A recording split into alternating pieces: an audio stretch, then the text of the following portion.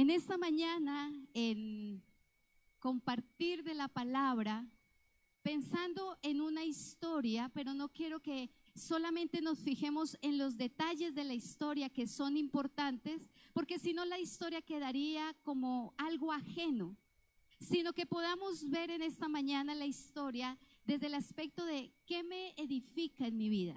Esa palabra que el Señor dejó escrita, ¿qué me enseña mi vida? Para poder seguir o quizás para evitar. Porque la palabra de Dios siempre nos va a hablar para advertir como un modelo de seguimiento o también para advertir como cuidado con aquellas acciones. Y en esta mañana quiero hablar acerca del pueblo de Dios, el pueblo de Israel. ¿Por qué hablar del pueblo de Dios o del pueblo de Israel? Porque en ello hay enseñanzas de la manifestación de Dios. ¿A cuánto les gusta la manifestación de Dios? Amén. Es como cantábamos hace un momento y en la adoración decíamos, cuando nuestros ojos vieron a Dios, ¿qué pasó? Nuestro corazón, nuestra mente fue transformada. ¿Y cómo entonces fue transformada? Algo así sucedió con el pueblo. Y quiero que me acompañe a Éxodo capítulo 2, versículo 23. Dentro de los planes de Dios, de la salvación, Él toma la decisión de formar un pueblo. Y ese pueblo, por guardarlo, lo lleva hacia un imperio que es Egipto. Pero está el pueblo y dice Éxodo 3:23. Aconteció que después de muchos días murió el rey de Egipto y los hijos de Israel gemían a causa de la servidumbre. Y clamaron, y subió a Dios el clamor de ellos con motivo de su servidumbre, y oyó Dios el gemido de ellos, y se acordó de su pacto con Abraham, Isaac y Jacob. Y miró Dios a Israel, miró Dios a los hijos de Israel, y los reconoció Dios. ¿Está el pueblo cautivo o está el pueblo mejor dentro de un imperio? Muere aquel que conocía el por qué el pueblo estaba ahí, pero ahora el pueblo ya pasa de ser como de ciudadanos, pasa a ser esclavos. Y dentro de esa esclavitud, entonces se les determina qué debían de comer, cómo debían de vivir, se les determina cómo debían de trabajar, se les determina todo lo que era su sistema social y familiar. Y ya no son vistos como ciudadanos, sino vistos como aquellos esclavos. La palabra hebreo significa extranjero. Y es interesante cómo el pueblo que llega con Jacob a Egipto no se permea con los egipcios, sino mantienen su identidad. Tanto para que los egipcios los miren con desprecio y los sometan a un yugo. Ellos claman a Dios. Quizás alguno de los que estaba ahí dice, mire, yo recuerdo que mi abuelo o mi bisabuelo me contó que existió un familiar nuestro al cual Dios se reveló y dijo que nos iba a bendecir. Porque en medio de vivir en Egipto y de pasar los años, el pueblo había quizás olvidado a Dios.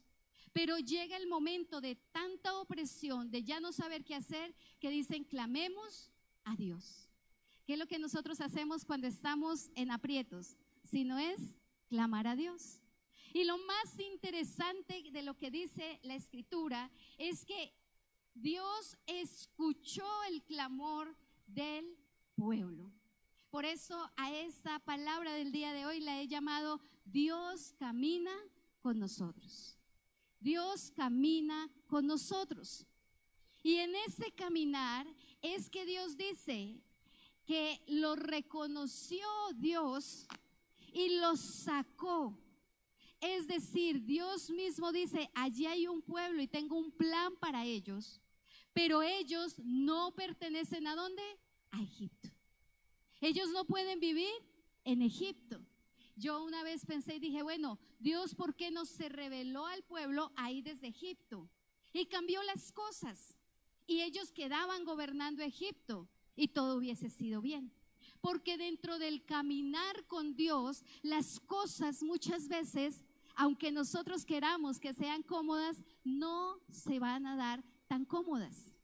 Porque hay una realidad del ser humano, que entre más acomodados estemos, más olvidamos al Señor. Ahora, aquí como ellos tenían una necesidad, ellos necesitaban esa ayuda. Por eso el Señor, lo primero que el Señor hace es que los saca de esa condición de esclavitud a libertad. ¿Y para qué los saca? Porque ellos claman, sí. Pero hay una razón por la cual en esta mañana tengamos en nuestra mente, porque esa razón por la cual Dios ha sacado al pueblo de Egipto es la misma razón por la cual usted y yo fuimos sacados de todo un mundo que no nos pertenecía. Y la razón está en capítulo 7 de Éxodo, versículo 16. Cuando está Moisés, que es el hombre que Dios levanta delante de Faraón, le dice Dios a Moisés qué era lo que tenía que ir a decirle a Faraón, el motivo y la razón de por qué Dios iba a sacar el pueblo. Y le dice así, y dile, o sea, Moisés a Faraón, Jehová, el Dios de los hebreos, mire la identidad que empieza a darse en medio del pueblo, me ha enviado a ti diciendo, deja ir a mi pueblo. Dios los va a sacar y los va a llevar a otro lugar. Ahora el propósito dice el para qué. ¿Y para qué Dios permite que su pueblo salga de la condición de esclavos de Egipto para ir a otro lado? ¿Para qué? ¿Qué dice allí? Versículo 16. Para dejar a mi pueblo para que me sirva en el desierto. La razón y el motivo por el cual el Señor permite que salgamos de una condición es para que le sirvamos. Y ese servicio va vinculado con la adoración. Ese servicio va vinculado con el reconocimiento de quién es Dios. La razón del amor de Dios para con su pueblo no es por lo especial. Y cantábamos, ¿quién soy yo? ¿Quién somos nosotros? La razón de que Dios exista no somos nosotros. Más bien, para que nosotros existamos necesitamos a Dios. El hombre podrá negar a Dios. El hombre podrá decir que Dios no existe. El hombre podrá decir que Dios somos cualquiera de nosotros. Pero la realidad de las cosas es que hay un Dios que tiene un pueblo al cual ama, los saca de una comodidad que no los va a dejar crecer para llevarnos a un propósito que es servirle y adorarle. Ahora, es bien interesante cuando dice aquí que deje ir a mi pueblo para que me sirva en un lugar. ¿Qué lugar? Desierto.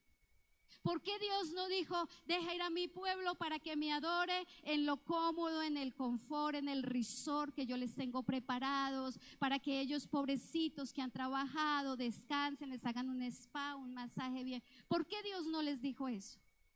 Porque era en el desierto donde Dios se iba a dar a conocer a su pueblo. ¿Qué es el desierto? ¿Alguna vez alguien conoce el desierto? Colombia tiene unos desiertos pequeños. ¿Alguna vez usted ha ido o alguna vez usted ha visto? ¿Qué hay en el desierto? Nada. Lo único que encuentra uno en el desierto son dificultades, porque hay arena. Y la arena es tan pequeñita que la arena por todo lado incomoda. ¿Qué hay en el desierto? Sol, mucho sol. Porque como no hay vegetación, no hay nada que nos proteja. Estos días que hemos sufrido de tantos calores, ¿qué hacemos? Yo que voy caminando muchas veces busco ¿qué? La sombra. Porque cuando uno busca la sombra uno dice, ay, gracias a Dios, un poquito de fresco. Pero en el desierto, sin vegetación, en el desierto sin condiciones adecuadas, en el desierto para adorar y para servir a Dios. Para eso Dios quiere llevarnos de nuestra comodidad de muchas cosas, para llevarnos a un desierto ¿a qué? A sufrir. Quizás son preguntas en las cuales podíamos decir que el Señor estaba dispuesto a sacar a su pueblo para llevarlo al desierto. Pero la cuestión era que no era solo el pueblo, era la revelación que Dios quería traer. Por eso Él los saca de esa esclavitud que estaban para llevarlos a una libertad, libertad de servir a Dios y libertad de poder adorar al Señor.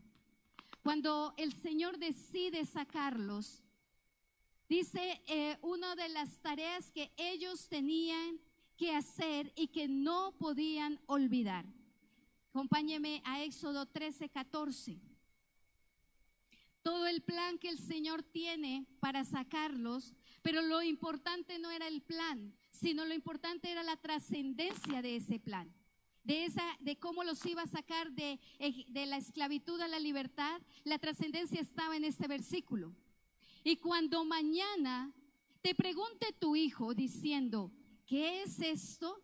Le dirás, Jehová nos sacó con mano fuerte de Egipto, de casa de servidumbre. Mire que el propósito de Dios era sacarlos, pero el propósito está anclado con el ver quién era Dios. No se trataba de que cuando los hijos preguntaran, ¿qué es esto o por qué esto?, dijeran, no, hijo, mire, lo que pasa es que nos dieron palo, nos dieron azote, las manos se nos quebraban de lo resecas del trabajo que hacíamos. No, hijos, es que ese era el propósito. No, era corto y sencillo, de enseñarles a sus generaciones que Jehová sacó de la condición de una esclavitud a la libertad que Él les estaba preparando, sí, en el desierto. Ahora, ¿la condición del pueblo era quedarse sometido en el desierto? No. Dios había hablado de una tierra, de una promesa. Y esto era lo que debía entender el pueblo y debían entender sus hijos.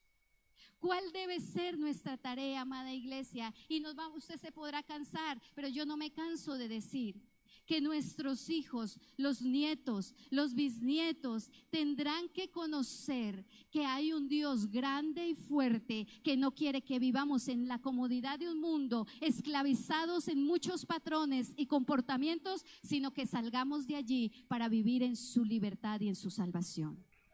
Esto es lo que nosotros tenemos como tarea. El hermano Juan dijo una verdad tan importante, que dijo que cuando leyó Hebreos, que cuando nosotros somos fieles, cuando nosotros caminamos con Dios, cuando entendemos al Señor, no solamente recibimos la bendición de nosotros, a nosotros, sino a quien también, a nuestras generaciones.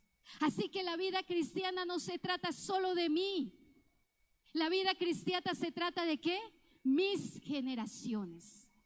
Pero pastora, usted supiera cómo está mi hijo. Oh, pastora, usted supiera cómo están mis nietos. No importa, mientras tú vivas una vida en el poder de la mano del Señor, el Señor redimirá nuestras generaciones para su gloria y para su honra. Por eso el Señor ha querido caminar con nosotros para enseñarnos cuáles son sus verdades. Pero el primero nos tiene que sacar de la esclavitud a la libertad. Estoy en un proceso médico y estábamos hablando con el médico y ha habido algo especial de Dios y le hemos podido compartir a este especialista. Y en una ocasión, un mes y medio atrás, él nos dice, tengo esta situación con un sobrino. Y estaba tan afligido que nosotros le dijimos, Doc, ¿nos permite orar por usted? Y oramos por él y oramos por su sobrino que estaba en lugares que no debía estar. Y él estaba afligido como tío. Y cuando llegamos esta semana y nos ve, nos dice, les quiero contar que donde mi hijo estaba, mi sobrino estaba, era con unos personas que no eran las personas correctas para influenciar. ¿Y sabe qué pasó? Que de repente estas personas vieron en mi sobrino algo y le dijeron, ¿sabe qué? No queremos que usted ande con nosotros, váyase. Y el muchacho estaba afligido y el muchacho estaba algo triste, pero su tío le dice, es que nosotros, conocí una pareja de pastores y yo he venido orando por usted.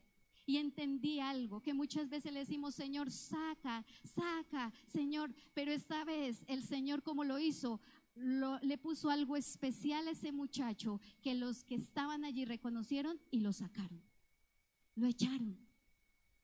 Y es donde uno dice, Señor, gracias. Porque cuando nosotros confiamos en el Señor y caminamos con el Señor, Él nos va a sacar de la esclavitud a la libertad, como lo hizo con el pueblo. Pero nosotros debemos de ser testigos de esas maravillas del Señor. El pueblo decide salir y no fue fácil. Para el pueblo, quizás al ver toda la muerte de todos sus primogénitos, Dios obra. Pero dice en el versículo, capítulo 14, versículo 8, que endureció Jehová el corazón de Faraón, rey de Egipto, después de que les dice, váyanse, y siguió a los hijos de Israel, pero los hijos de Israel habían salido con mano, ¿qué? Poderosa, siguiendo los pueblos egipcios con toda caballería y carros de Faraón, su gente de a caballo y todo su ejército, los alcanzaron junto al mar. Hermanos, en los procesos de salir de nuestras condiciones de esclavitud vamos a pasar dificultades. Sí, ellos salieron contentos, gozosos con las riquezas de los egipcios, pero luego el que les había dicho salgan de aquí, ahora los está persiguiendo. Hay una situación de encrucijada donde el pueblo va caminando, de frente de ellos, ¿qué ven? El mar, y detrás de ellos, ¿quién viene? Faraón. Y los alcanza. No solo Faraón, sino que describe todos los que venían. Pero el caminar con Dios se cumple lo que Moisés le dice al pueblo, versículo 13: no temáis, estad firmes y ved la salvación que Jehová hará hoy con vosotros, porque los egipcios que hoy habéis visto, nunca más para siempre los veréis. Cada vez que alguien quiere salir para conocer la verdad del Señor, cada vez que alguien quiere caminar con Dios, entonces Dios va a caminar con nosotros. Y a pesar de que quiera venir cosas que quieran impedir ese caminar, la mano poderosa de Jehová peleará por nosotros y peleará por nuestra familia. Sí. Quizás el pueblo estaba confundido. Salimos entonces, vimos el poder de Dios, pero ahora ¿qué va a pasar? Hermanos, ellos se dirigían a un proceso de desierto para conocer al Señor, y la forma de conocerlo era como Él iba a obrar en milagros de protección. Si seguimos con la historia, usted va a ver que Dios obra. Y por eso el pueblo sale ya no solo a una libertad, sino que pasa a una adoración. ¿Qué dice el título del capítulo 15 de Éxodo? ¿Qué dice allí? Cántico. Dice en el versículo 1: entonces Moisés y ¿quién más? Los hijos de Israel, entonces cantó este cántico y a Jehová, y dijeron: cantaré yo a Jehová porque se ha magnificado grandemente, ha echado en el mar al caballo y al jinete. Jehová es mi fortaleza y mi cántico, y ha sido mi salvación. Este es mi Dios y lo alabaré, Dios de mi Padre, y lo enalteceré. Y empiezan a cantar y a describir quién es Dios. Se maravilla el pueblo de ver que en medio de lo que se estaba colocando como impedimento, ahora el Señor estaba peleando por ellos y los estaba llevando más cerca a lo que era el propósito: servir y adorar a Dios. Cuando nosotros decidimos servir y adorar a Dios, van a venir muchos impedimentos, muchos. Pero es que reconocemos nosotros que Dios va a hacer. Dios nos va a ayudar y Dios va a proteger. Ellos pasan de esa condición de adorar, pero se les pasa tan rápido, se les pasa tan pronto, porque ellos hacen ese cántico. Yo me pongo a pensar qué haría Juan Diego, David, con todo un pueblo para enseñarles una canción y enseñarles el ritmo y enseñarles allí que todos hagan armonía. Si muchas veces yo los veo a ellos aquí, entrenen y la voz, que la primera, que la segunda, que la tercera, hasta la quinta le meten muchas veces. Y están ahí pero para el pueblo, cuando quiere adorar al Señor, el Espíritu viene y toma al pueblo para que canten a una voz y reconozcan quién es el Señor. Y así pasa aquí. Y diríamos, sí, pastora, tan rico, Dios cumplió, los llevó al desierto y ahí se encontraban en el desierto. Pero mire lo que pasa después de que ellos adoran. Y aquí es el centro, quizás donde en esta mañana podamos enfocar nuestros ojos. Versículo 22. E hizo Moisés, 22 del capítulo 15. E hizo Moisés que partiese Israel del mar Rojo. Ellos quedaron ahí a las orillas del mar, salieron a cantar, pero dice que de allí Moisés les traza el camino y los lleva ¿a dónde? Al desierto. Y este desierto se llama Shur. ¿Y anduvieron cuántos días? 3. La movilización de este pueblo, 3 días al desierto. Al desierto. Calor, arena, sudor, fatiga, lucha, sed. Porque dice que iban ya 3 días y no hallaron agua. Quiere decir que todo el tiempo ellos que estaban viendo, desierto, camine y camine y camine. Yo recuerdo una de las frases preferidas de mis hijos. Uno salía a viajar y a los 3 minutos ellos decían esta frase: ¿ya llegamos? No, falta. Entonces, como por variar la pregunta, decían: ya casi vamos a llegar. Hijo, salimos hace 10 minutos. Y a los 5 minutos, ya casi. Faltan 6 horas. Duérmanse, les decía. Y se levantaban otra vez y miraban la ventana y decía: ¿ya llegamos? No. Yo me imagino que el pueblo iba con Moisés diciéndole: ya llegamos. Falta mucho. Tenemos sed. Moisés, ¿qué vamos a hacer? Pero llegan a un lugar al cual se llama Mara, o más bien le dieron Mara, porque brilló la esperanza. ¿Cuál es la esperanza? De que vieron agua. Y uno diría: qué bueno, cómo Dios los iba llevando de victoria en adoración. Y encuentran el agua y las ganas de tomar el agua, pero nos describe que esta agua, ¿cómo era? Amarga, amarga. Aunque era agua, no era apta para tomar. Algunos que han estudiado el terreno y uno lee los libros de todo lo que han hecho investigaciones, ¿qué causaba que el agua fuera amarga? Y era que traía fuertemente una composición química, que el agua no servía para tomar, no era agradable para tomar. Pero esta agua era medicinal para el cuerpo. Aunque fuera amarga, no era que no fuera apropiada para tomar, servía para tomar, no haría daño. Pero la cuestión era que a la hora de tomar no era agradable, porque era amarga. ¿A cuántos de que los que éramos pequeños, mi generación, porque ya la generación de algunos, cuando uno va a purgar a los niños, ahora le dan a uno una pastillita, ¿no? Entonces uno le da con un vasito de agua la pastillita y se la toman. ¿A todos nos dieron pastillita? No. Yo me acuerdo las purgas que mi mamá le decían y ella experimentaba con nosotros. A veces eran una que llamaba paico era eso. Y era una cosa verde. Era una cosa que, aunque uno sabía que le iba a hacer bien, pero al tomar esa cosa, esa bebida, esa agua, todo lo que era en la boca se ponía ¿qué? Amargo. Hasta una vez alguien le dijo que nos purgara con una cucharadita de gasolina, que porque eso mataba, y eso uno tragaba y eso le ardía. Pero eso no era lo peor. Yo recuerdo que con mi hermano, mi segundo hermano, parecíamos un carrito viejo, porque eructábamos gasolina todo el tiempo.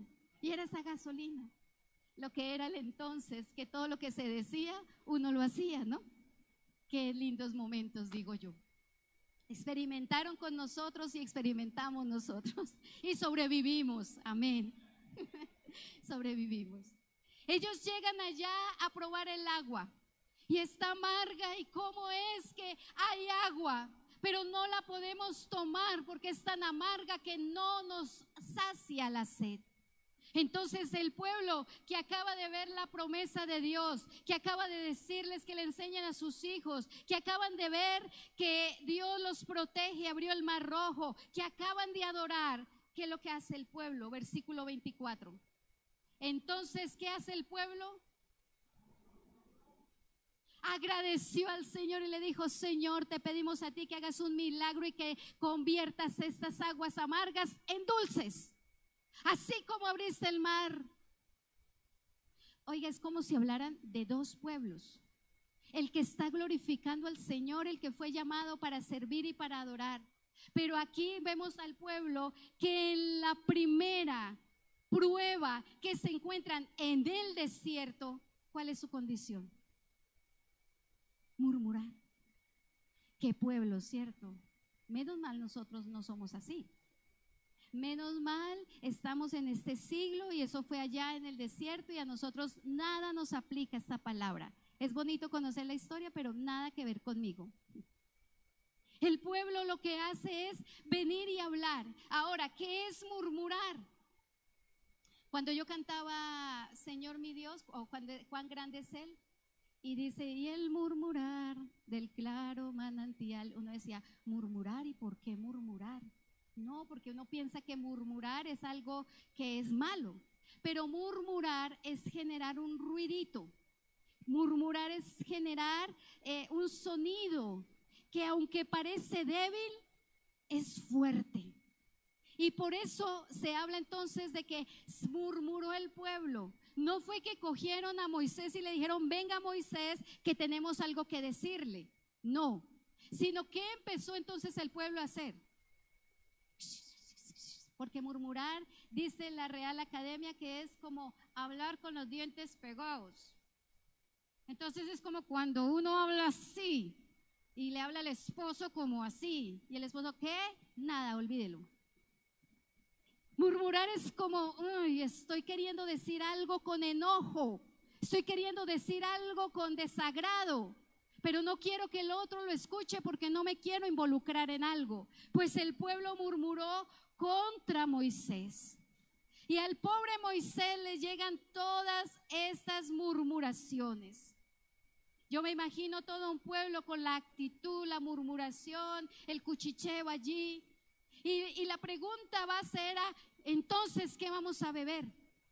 Mi pregunta es, ¿Moisés tenía algo que ver con el pueblo como para que él fuera el responsable de ese pueblo? Mire cómo el pueblo estaba enfocando que así como Egipto los gobernaba y les daba, estaban reemplazando el concepto de que ahora ya no era Faraón, sino ¿quién debía ser? Moisés.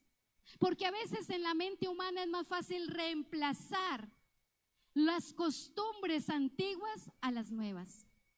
Pero ellos no estaban comprendiendo que el que estaba caminando con ellos era el Señor. Y que el que tenían que clamar y orar era ¿quién? Al Señor. Moisés no podía hacer nada, Moisés no era Faraón. Por eso entonces Moisés viene y clama a Jehová, y Jehová le dice, mira Moisés, toma ese árbol y échelo a las aguas y listo. Sencillo. ¿Cuánto tiempo se quejaron? ¿Cuánto tiempo murmuraron? ¿Cuánto tiempo se angustiaron? ¿Cuánto tiempo estuvieron ahí? Cuando la solución estaba ahí misma. Clamar al Señor, y el Señor decía, corten el árbol, métalo y perfecto. ¿Cuántas veces no hay soluciones tan inmediatas cuando clamamos al Señor? Cuando le decimos al Señor. Lo preocupante allí era que, recuerden que dice el Señor, y les enseñarás a tus hijos. ¿Qué el pueblo le estaba enseñando a sus hijos? ¿Dios es fuerte, grande y poderoso en esa circunstancia? Se les estaba olvidando que había una generación que estaba viendo. Pasan de la prueba como tercero. El primero que está allí en la historia es pasan de la esclavitud a la libertad. Lo segundo es que pasan de la adoración a la prueba inmediatamente. Y ellos pasan de la prueba a conocer a Dios. Porque siempre el Señor, en medio de ese caminar en el desierto y en medio de las pruebas y las dificultades, Él se va a revelar. Por eso Él camina con nosotros. Porque, mis amados, las pruebas, las dificultades nunca son para mal. Aunque caminemos en el desierto, aunque entendamos que en el desierto hay sufrimientos, nunca las cosas serán para mal mientras Dios camine con nosotros. Por eso el Señor les dice allí, venga, miren, ya les di el agua dulce. Versículo 26. Les dice, si oyeren atentamente la voz de tu Dios e hicieren lo recto delante de sus ojos, y dieres oído a sus mandamientos y guardares sus estatutos, ninguna enfermedad de las que envié a los egipcios te enviaré a ti, porque yo soy Jehová, tu sanador. El pueblo quería que Moisés fuera el faraón, pero el Señor les revierte la historia para decirles, Faraón no cuidó tan bien a su pueblo. Porque cuando Dios quiso, mandó las plagas, mandó las enfermedades. ¿Y qué pudo hacer Faraón? Nada. Ahora, como ya no es Faraón el que camina con ustedes, como Moisés no puede hacer nada por ustedes, pueblo, les voy a enseñar qué es que me conozcan a mí. Y por eso el Señor da 4 principios para conocer al Señor y saber que Él quiere caminar con nosotros en medio de las pruebas. Lo primero que les dice en el versículo 26 es, si oyeres, ¿qué? ¿A quién? ¿Quién va a escuchar a Jehová? Moisés. Unos poquitos. ¿Quién tenía la capacidad de escuchar a Jehová? El pueblo. El pueblo completo tenía la capacidad de escuchar, porque por eso dice, si oyeres atentamente, ¿qué? Mi voz. La primera condición de conocer al Señor es escuchar su voz. Número 2, e hicieres, ¿qué? Lo recto delante de sus ojos. Eso quiere ver con la santidad. Ay, es que yo me pego unas escapaditas o yo me voy, y qué de malo tiene. Nadie me está viendo aquí. Nadie te ve, pero sí hay un Dios que te ve. Nadie te ve, pero sí hay un Dios que te ve. Yo le doy gracias a Dios por mis maestras de escuela dominical. Y una canción que nos enseñaron pequeñitas y las recordaba con las mujeres. Y era, cuidado mis ojitos lo que veis. Cuidado mis manitas lo que hacéis, cuidado mis piecitos donde andéis, porque el Señor arriba está y al todo nos verá. Mis hermanos, hacer lo recto delante de Dios, porque Él nos ve y sabe que es lo mejor. Los veo a ustedes tan lindos y tan hermosos ahí sentados, pero el Señor trasciende esa belleza porque ve su corazón. Y por eso el Señor dice, si hicieres lo recto. Una pregunta de un adolescente que me hizo en estos días. ¿Yo cómo sé que es lo correcto?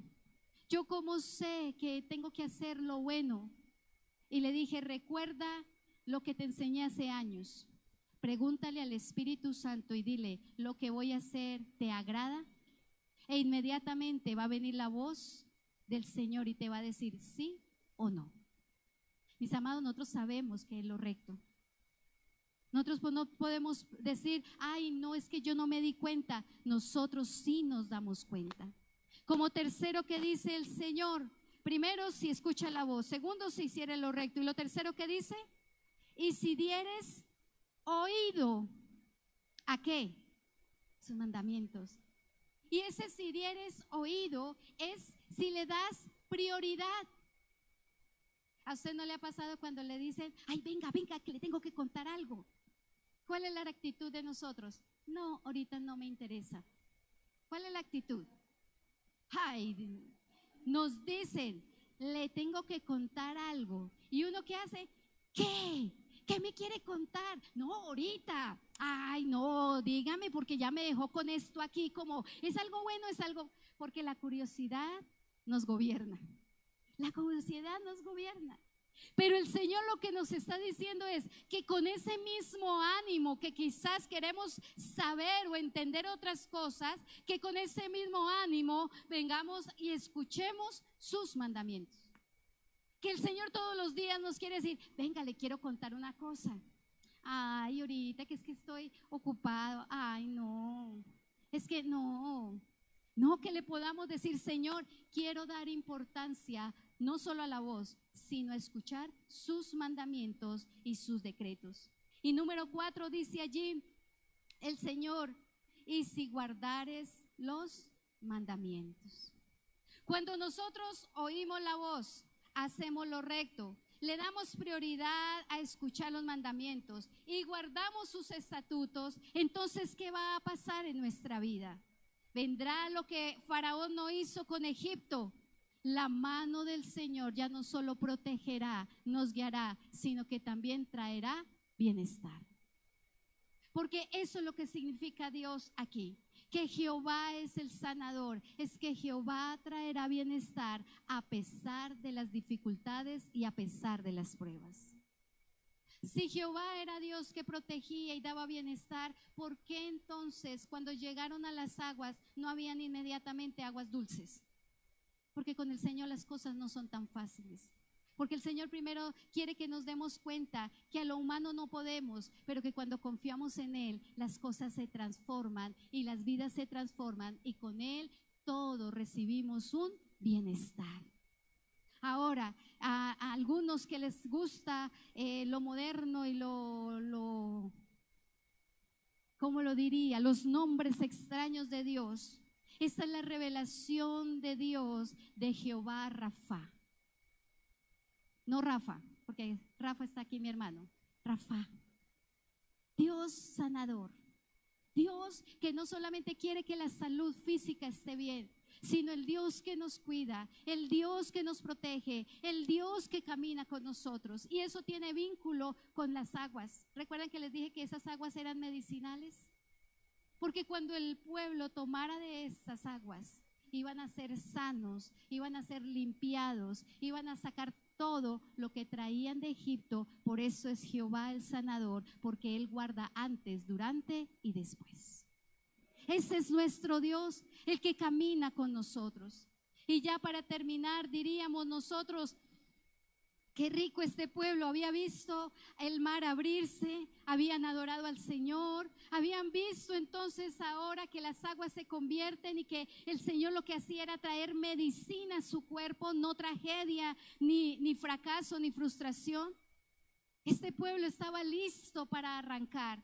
Y dice versículo 16:1, partió el pueblo de Elim, toda la congregación de los hijos de Israel, y vino al desierto ¿de qué? Venga, ¿cómo así? ¿En qué desierto estaban? ¿En el desierto de qué? Shur. El Señor se revela para pasar ahora ¿a dónde? A otro desierto. Pero ¿recuerdan cuál era el propósito de estar en el desierto? Servir y adorar. Es decir, que el pueblo no tenía que llenarse de expectativas, porque el Señor les había dicho, los voy a llevar al desierto para que me sirvan y me adoren.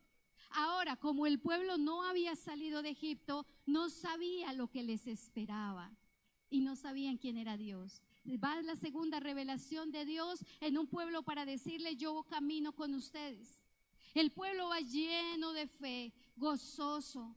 El pueblo va alegre, sigue cantando, siguen allí sacando los cantores y diciendo cantemos, qué rico, qué gozo, vamos 15 días caminando y bueno, no hemos comido, pero aleluya, gloria a Dios, aquí vamos al desierto a servir y adorar al Señor.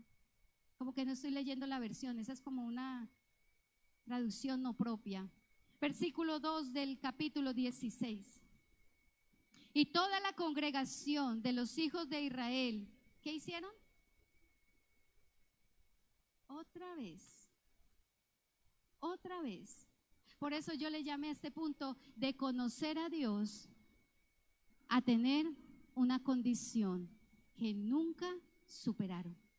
Si les doy evidencia a partir de aquí en adelante, hasta que el Señor toma decisiones, creo que nos quedaríamos toda la mañana escuchando la voz de Dios y prestando atención a Él. Pero lo que quiero en esta mañana es que nosotros podamos ver que Dios camina con nosotros y que el pueblo murmuró nuevamente contra Aarón y contra Moisés, porque en esta ocasión tuvieron hambre. En esta ocasión ya no tenían qué comer, ya se les había acabado la provisión que había traído de Egipto. Si el Dios que clamaron y abrió el mar rojo, si al Dios, murmuraron, pero Moisés clamó, les dio aguas dulces. ¿Cuál era entonces la lógica que el pueblo hiciera en ese aprendizaje? Que volvieran y clamaran a Dios y le dijeran: Señor, tenemos hambre, provee alimento. Pero en vez de tener esta actitud, ¿qué hicieron? Murmuraron nuevamente. Se fueron en contra de los planes que Dios tenía para con ellos. Y no solamente murmuran contra Moisés en esta ocasión, sino que nos dejan ver cómo ellos estaban aún dudando del plan de Dios. Porque mire lo que dice en el versículo 3. Y les decían los hijos de Israel: ojalá que hubiéramos muerto. Viene tan necios. ¿Cómo es que ellos van a decir que ojalá hubieran muerto por mano de Jehová en la tierra de Egipto? Entonces, ¿para qué clamaron que Dios los salvara? ¿Para qué querían entonces salir? Dios no iba a dejar que ellos salieran para que fueran como borreguitos, ovejitas esparcidas. Dios tenía un plan, pero ahora el pueblo no quería reconocer, porque ya había conocido a Dios, no quería reconocer a Dios y que había un plan. Por eso dice: mejor nos hubiéramos muerto en Egipto. ¿Cómo van a decir esta necedad? No solamente esto, sino que empiezan a recordar y uno dice: eso sí es puro cubo, eso sí es puro cuento. Cuando nos sentábamos a las ollas de carne, ¿cuál carne? ¿Cuál carne? ¿Acaso no eran esclavos? ¿Acaso Faraón no era el que determinaba cuándo comían carne y qué porciones comían? Y ahora entonces están diciendo: cuando comíamos carne. ¿Cuándo?